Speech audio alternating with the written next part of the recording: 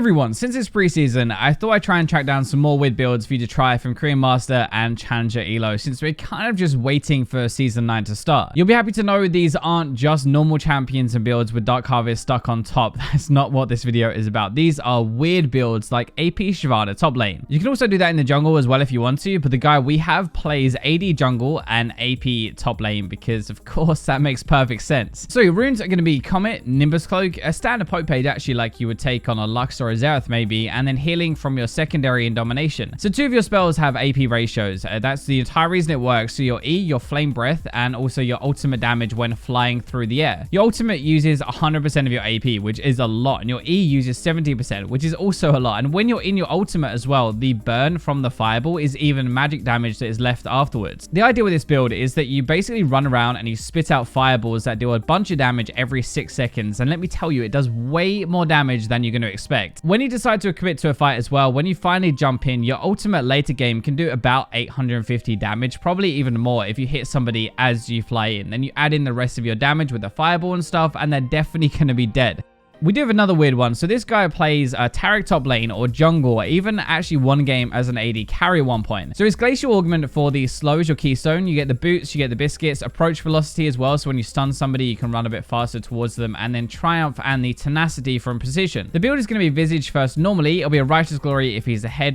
Thornmail, actually Mikhail's Crucible as well. He doesn't get a full jungle item, by the way, just the blue smite, and then he moves on to actual items. 90% sure, by the way, as well, the Righteous Glory active, the Shockwave part, that triggers Glacial Augment as well for the slow rate, but basically a big part is your passive. After casting a spell, his next two attacks have 100% attack speed, they deal bonus magic damage, and they reduce the cooldown of his other abilities. That is going to be perfect for farming the jungle or slapping somebody about, and with the Glacial Augment slow keeping them in place for a bit longer, it means you actually get more auto attacks off. Basically, you're just very, very tanky. You heal for a lot with your Visage, you have good crowd control, you have your shields, you have your Crucible as well, which means you swap to being like a massive frontline that also keeps everybody alive in team fights as well. It's not that stupid really. And next one is something that Def, the AD carry, and also a few others have been doing. It's quite popular actually. So basically it's a normal Ezreal build without the Trinity Force, which is normally something they do get. They go Man Immune, Iceborne, but for boots they're taking Sorks and a Gunblade. It's actually very clever because Ezreal has really sick AP ratios now on his new W, his E, and also his ultimate. Even his Q has a 30% ratio. This is why APS works, and it was buffed recently. With the double tier build, you're gathering Storm and stuff as well, the adaptive damage, that should swap to AP halfway through the game, and the Gunblade will heal you from all your damage, including AP. Your Q damage does do physical, but your W, your E, your ultimate, they are all magic, which is where your Salt boosts are going to come in. This build kind of moves away from all of your damage being on your Q to boost everything else, and Gunblade obviously feeds both ratios, plus all your damage heals you, because all of your spells pretty much have AD and AP ratios at the same time. It sounds a little bit weird, but we basically play AD Ezreal for the first 20 minutes, and this is the weird part, we then swap to AP Ezreal for the rest of the game. We haven't seen Rumble Jungle in ages, but this guy is making it work with Dark Harvest and is actually brutal. His ultimate can proc Dark Harvest now with the rework, making it even more deadly than it was before. His runes are going to be Dark Harvest and then Cheap Shot, which is going to proc with your Harpoon, by the way, and then you have your Ultimate Hunter as well for more ults, free boots, cooldown reduction, so nothing too weird. The build is just Runic Echoes as well, Sorks, Morello, Zhonya's, Void, Deathcap eventually, depending on what you need. Your farming speed in the jungle is not that bad at all. Obviously, you have your Flamethrower, and he brings a huge amount of damage to team fights, which nobody really expects because nobody really plays Rumble anymore. Dark Harvest seems to be the real difference maker, I think, right now, and why it's come back. Being able to proc this on his ultimate is huge, and I'm surprised we don't see a Liandry's in the build. I'd probably try and slot that in.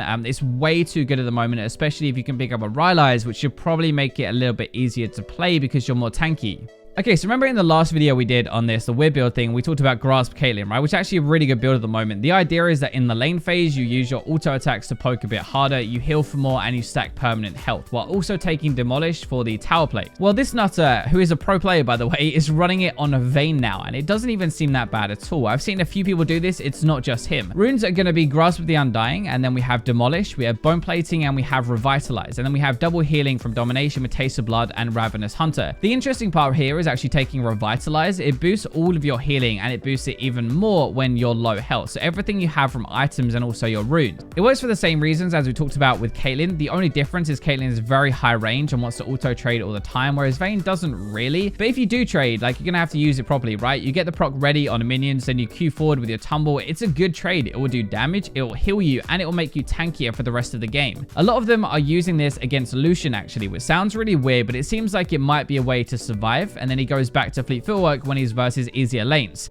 And next one is also a pro player. I think he has Jin Air in his name, but this is kind of like old school, as in like a year ago or something. But imagine being able to have Fleet Footwork on your AD carry healing you while also having the Pressy Attack damage amp as well. We talked about Taric top earlier. You have the passive, right? You give attack speed, you get bonus damage, but the attack speed lets us get 3 stacks of Pressy Attack way quicker than normal, which is why we are taking it on Taric support. You'd be surprised how much damage Taric can do with his auto attacks anyway. It's just nobody really gets close enough to do it in the first place. But it also increases your AD carry's damage and whoever is around you. It's really smart actually, and normally Taric is not all about the lane phase, but it does turn you into a kill lane. Obviously you have to get in a melee range and be more aggressive to make it work. That is the trade-off. Runes are pretty cool as well, so we take Presence of Mind for more ultimates. That is going to reset a bit of the cooldown every time you get a takedown, but you have Coup de Grace as well and Shield Bash, and the attack speed stat shards, they all add into your damage, so it is kind of like making Taric away from just being tanky into damage. This is probably one of the weird builds in this video that is actually more legit and probably pretty good for solo queue, especially if you want to kill stuff. Next one though is definitely more a play in normal games scale of things, but top lane Leona. Bit of a weird thing, but her W was buffed so that with 40% cooldown reduction, you can basically get permanent bonus armor and magic resist while in fights. This is why she kind of came back recently. Except this guy builds full damage instead. He builds Trinity Force, Titanic Hydra, and I kind of feel like Bruiser tank Leona top lane would probably work a bit better, but he goes full damage. He's done this off and on for a little while, but it's normally going to be Conqueror or Pressy Attack as the keystone. Pressy Attack is really easy to proc since you can auto Q also with the reset. It does make some sense, like it's a Bruiser kind of top lane. It's not the first time somebody's done this, but I don't think I would have the balls to whip it out in ranked like this guy, and definitely not as full damage. Hail of Blades is getting a buff soon, by the way, but this guy only plays Master Yi with Hail of Blades as his keystone. The runes are obviously the Hail of Blades, and we have the Sun Impact, we have Ravenous, a Triumph, and Alacrity. So honestly, it's kind of standard actually for what you want to take in your runes. But the build is a bit weirder. He rushes a Tiamat, then goes Essence Reaver and Rage Blade, and then he gets stuff like Sterix or Blade the Ruin King, whatever he needs in the game. There are a few things with this that do make sense. So you're going to get your passive damage a little bit quicker because it's every 4 attacks, I believe, and then every auto also lowers your alpha cooldown, and if you activate your E with it, you'd obviously do more true damage as well, I guess. The stuff I think is pretty clever is more with the items actually. So the build, like, you're going to stack out your Rage Blade faster. So you need to get 6 stacks as soon as possible, and Hail of Blades is going to give you a burst of attack speed to help you get there faster. You're also going to be reducing your cooldowns more with Essence Reaver after you ultimate because you're going to be attacking faster. Those parts are kind of clever, so it definitely has more synergy. Like Hail of Blades on its own with Master Yi, I don't think it makes that much sense, but with this weird item build and setup, it kind of does. This one is also probably more of a legit pick. I've seen these do really well, like even in Diamond Solo Queue and stuff. You can run tank or AD or both really, but it's Rengar top lane. The runes you're normally going to take are Demolish, Grasp the Undying, sorry, is your keystone, but Demolish, Second Wind or Bone Plating, Revitalize, and then Healing from Domination is a pretty decent pace to start with. You can go AD if you want to, Lethality and stuff, and get ahead and roll over people like you do normally, especially versus weaker lanes. It works really well. Or you can go tank, which is the weirder part. Sunfire, Visage, and stuff like that. You out heal everybody with your W, and you outlast anybody by being tanky while still having good base damage. This guy that we're looking at doesn't actually get a black cleaver, but I would say normally I see a cleaver into full tank, at least so you have a little bit of damage. The bushes top lane make this ideal, and that's kind of why this works really. You get control over them, and then nobody is ever going to be able to take that away from you unless they kill you or you get ganked. It can be really hard to play against. Now, I've also got a few more as well. These aren't as cool, but they're still pretty different. So, Rise being a tank. We looked at Aftershock Rise before, so we can kind of skip over that part a little bit. It's just like Lissandra. You press your W, you get a bunch of defensive stats to last a bit longer in a fight. I've seen quite a few people, though, go one further than that and start to going almost full tank. They get their tier still and Archangels eventually, but they go like Righteous Glory, Spirit Visage, Abyssal Mask, and like Randuins, just stacking defense. Rise does have really good base damage anyway, so it kind of works. It's pretty troll, but basically you're going to be really, really hard to kill with this. Nico support is another one. A few people are playing this as a support champion now, but with Aftershock, kind of like a Fiddlesticks. It should proc off her ultimate as well when she roosts people, but also her E. It's not that hard to get it active, and then you survive a little bit longer when you dive in. The combo is actually really clever. You can E people, you can root them, and then dive in with your ultimate, and they can't really burst you down, which is one of her weaknesses. This guy went Twin Shadows into Redemption. He basically played it a lot like a bard. You use your base damage with the AP,